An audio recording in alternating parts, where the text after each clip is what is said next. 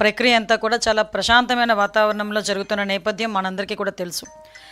అయితే ఇక్కడ ఏదో దారుణాలు జరిగిపోతున్నాయి, చాలా విధ్వంసాలు జరిగిపోతున్నాయని చెప్పి విలువల గురించి, ప్రజాస్వామ్యం గురించి మాజీ ముఖ్యమంత్రి పులివెందుల ఎమ్మెల్యే గారు మాట్లాడడం చూస్తూ ఉంటే నిజంగా విడ్డూరంగా అనిపిస్తుంటుంది.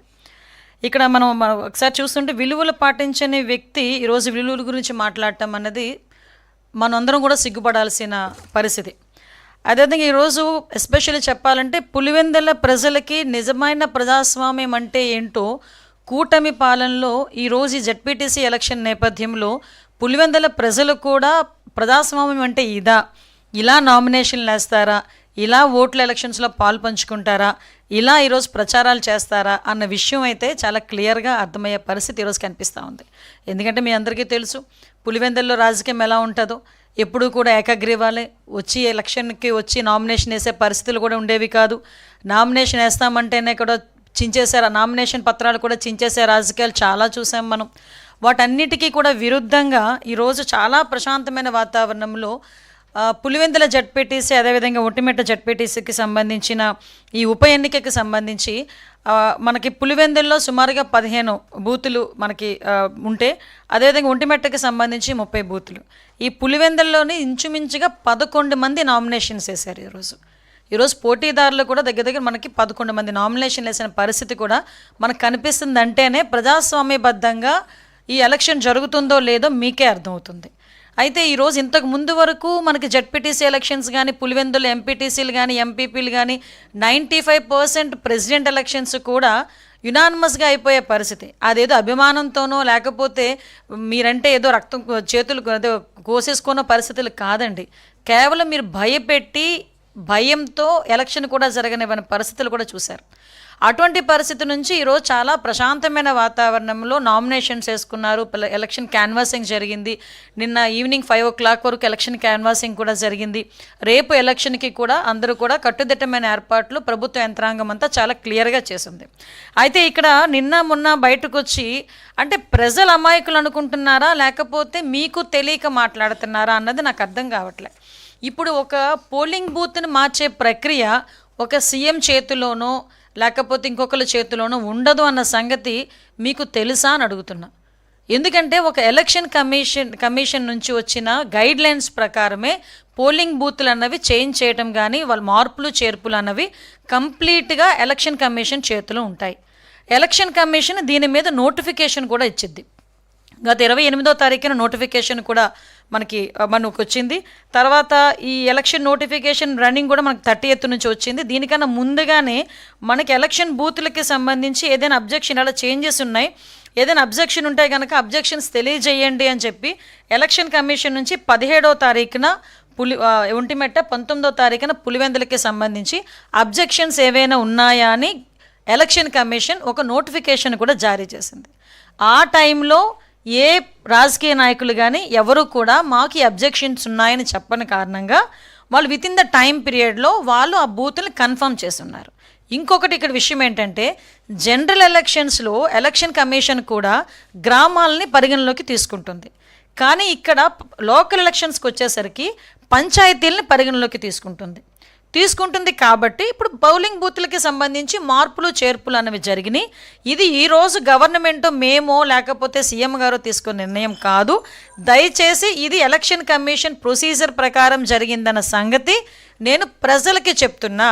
ఎందుకు ప్రజలకి చెప్తున్నానంటున్నానంటే వీళ్ళు పులివెందుల్లో ఓడిపోతామన్న భయంతోనో లేకపోతే ప్రజలు వాళ్ళని చీత్కరించుకుంటున్నారన్న భయంతోనో పులివెందుల ప్రజలకి ప్రజాస్వామ్యం రుచి చూపించారన్న భయంతోనో ఈరోజు ఆటోమేటిక్గా మా మీద నిందలేసే ప్రక్రియలు ఏ రకంగా పోలింగ్ బూతులు మార్చేస్తున్నారు, లేకపోతే పోలింగ్ స్లిప్పులు మార్చేస్తున్నారు అని చెప్పి రకరకాల మాటలు మాట్లాడిన సందర్భం బట్టి నేను ఈ విషయం చెప్తున్నా. ఎక్కడైతే పోలింగ్ బూతులు మార్చారో ఆయన ఏదో టేబులర్ ఫామ్ వేసుకుని 2 కిలోమీటర్లు 4 కిలోమీటర్లు ఎస్ నేనేం కాదని చెప్పట్లే.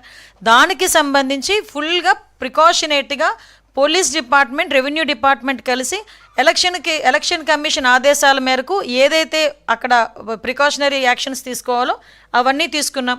వాళ్ళు ఏదైతే ఆ రోడ్డు ఉందో రోడ్డు మీద ఆల్రెడీ 3 రూట్స్ కూడా డిపార్ట్మెంట్ వాళ్ళు ఏర్పాటు చేశారు. హెల్ప్ డెస్క్ని కూడా ఏర్పాటు చేశారు. రేపు ఎర్లీ మార్నింగ్ 6 నుంచి 6:30 నుంచి హెల్ప్ డెస్క్ కూడా పనిచేస్తుంది. కలెక్టర్ గారు అక్కడ నుంచి ఓటర్లకి ఓటేసి రావడానికి వెహికల్స్ కూడా అరేంజ్ చేశారు, బస్సెస్ కూడా అరేంజ్ చేశారు. ఫుల్గా పోలీస్ బందోబస్తు కూడా మేము ఏర్పాటు చేసుకున్నాం. పైగా వీళ్ళు మాట్లాడతారు బైండ్ ఓవర్స్ అన్నది రెగ్యులర్ ప్రక్రియ. ఎవరి మీదైనా నేరారోపణలు ఉన్నా, లేకపోతే నేర ప్రవృత్తి కలిగిన వాళ్ళు ఉన్నా, హ్యాబిచువల్గా వాళ్ళు క్రైమ్ చేసే వాళ్ళు ఎవరైనా ఉన్నా, లేదు ఈ ట్రబుల్ మ్యాంగోస్ ఉంటారు వాళ్ళు ఎవరైనా ఉన్నా, వీళ్ళందరినీ కూడా బైండ్ ఓవర్ చేయటం అన్నది ఎలక్షన్ ప్రక్రియలో ఒక ప్రక్రియ. ఎందుకంటే వీళ్ళు ఎలక్షన్ ఏమైనా ఇబ్బంది పెడతారేమో, లేకపోతే ఎటువంటి అవాంఛనీయ సంఘటనలు చేయడానికి వీళ్ళు ఇబ్బంది పడతారేమో అనే విషయంతో ముందుగానే బైండ్ ఓవర్ ఒక వైఎస్ఆర్సీపీ వాళ్ళ మీద కాదండి, బోత్ పార్టీస్ మీద కడతారు. టీడీపీ మీద కడతారు, వైఎస్ఆర్సీపీ మీద, అన్ని పార్టీస్ వాళ్ళ మీద. ఈ 2 పార్టీలే కాదు, యాక్టివ్గా అన్ని పార్టీలు ఎవరైనా ఇటువంటి నేర ప్రవృత్తి ఉన్న వాళ్ళు ఎవరైనా ఉన్నారు అనుకుంటే, పాత నేరస్తులు ఎవరైనా ఉన్నా, రౌడీ షీటర్స్ ఉన్నా, వాళ్ళందరినీ కూడా బైండ్ ఓవర్ చేయటం అన్నది ఎలక్షన్ ప్రక్రియలో భాగం. ఈరోజు నిజంగా నాకు ఇప్పటికీ అర్థం కానిది ఏంటంటే, పులివెందుల మా అడ్డా అనుకునే వ్యక్తి ఈరోజు ఈ ఎలక్షన్ గురించి ఎందుకు ఇంత భయపడుతున్నాడో జగన్మోహన్ రెడ్డి నాకైతే అర్థం కావట్లే.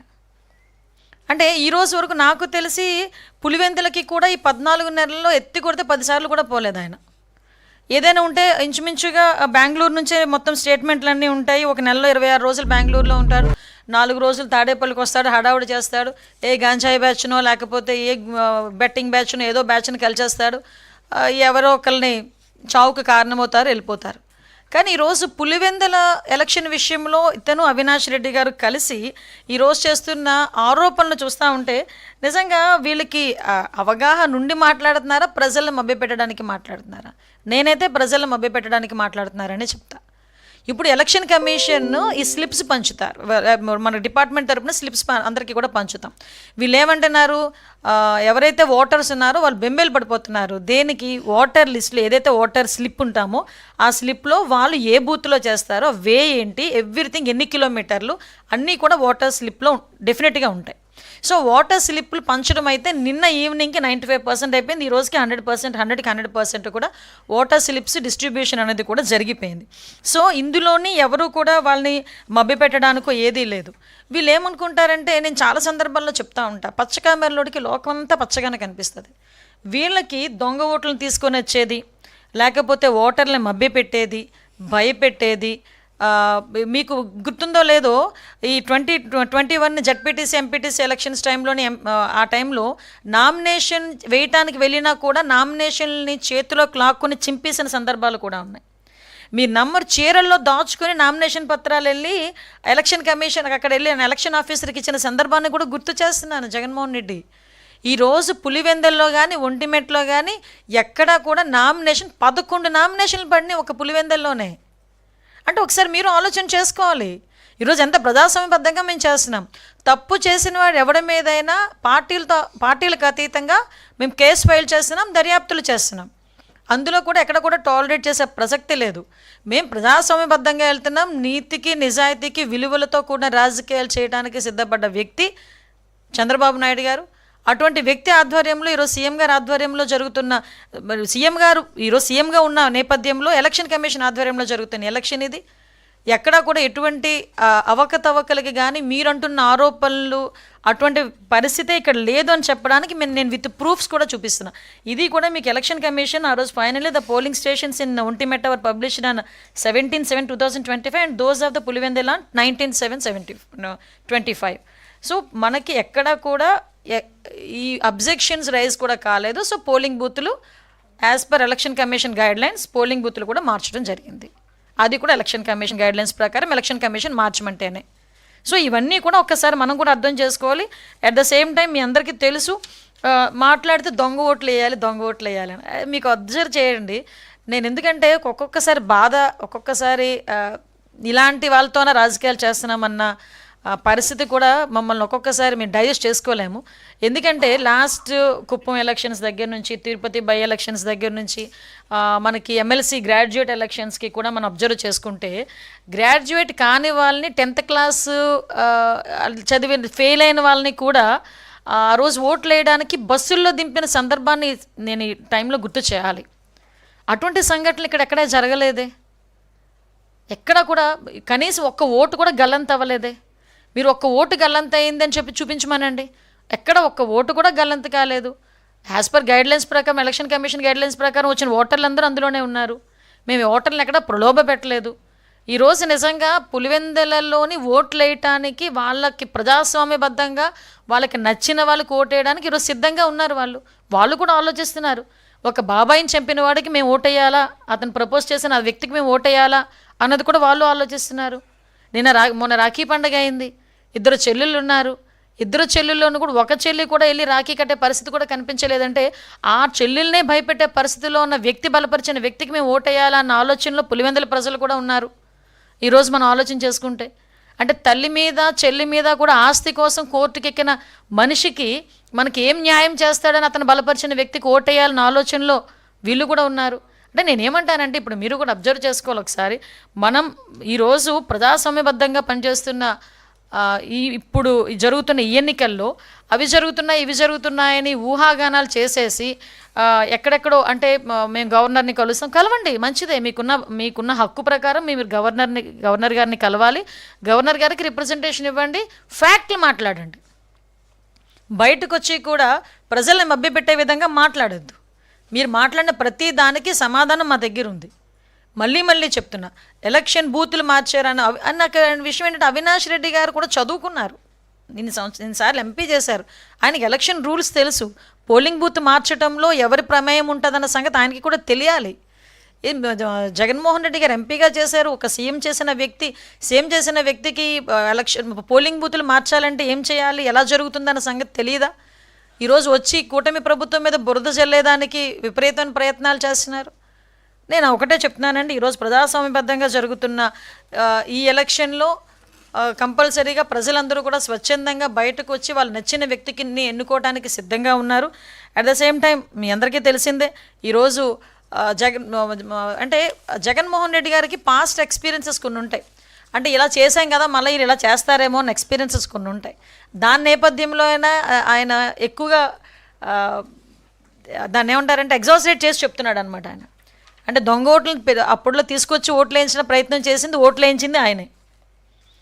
ఆ నామినేషన్లు చింపించింది ఆయన. సీఎంగా ఉండేటప్పుడు, జగన్మోహన్ రెడ్డి సీఎంగా ఉండేటప్పుడు నామినేషన్లు కూడా జరిగిపోయి చాలామందిని కొట్టారు, హత్యా ప్రయత్నాలు చేశారు, బెదిరించారు, ప్రలోభ పెట్టారు.